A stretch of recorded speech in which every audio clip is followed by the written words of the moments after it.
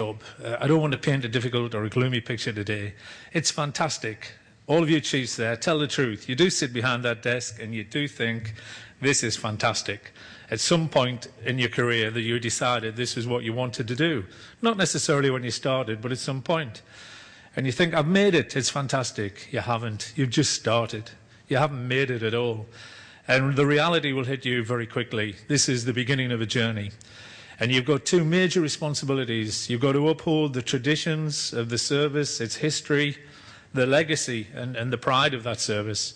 But you've also been appointed by the city, by the county, or the private sector, the shareholders in my case, to modernise something, to bring it into a fit-for-purpose state, or if it's already fit for purpose, to improve it even further. And I think that's what the executive was saying this morning, the county executive. Many of us have inherited brigades that have been running badly, and it's easy to inherit a brigade like that. I did. I inherited one in South Yorkshire. Sadly, it had gone through turmoil. It was easy to take it up. Much more difficult to take a good brigade up when you inherit it. And there's people in this room who are doing that right now. So, fantastic. You've made it. You're there and everything else, but the reality kicks in.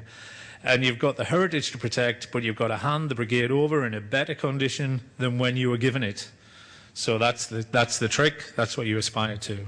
So just a brief piece of music. You'll find out I'm useless on technology, so Mike and the audio-visual team over there, they're going to help me. Short piece of music just to get a flavour for what some of you in the audience are trying to do. Thanks, Mike. Okay, so moving on up, and if we'd let it run on a bit further, it's moving on out as well. So let's hope you haven't moved on up and you're going to move on out, because far too many chiefs do move on out, as you'll hear me say later on.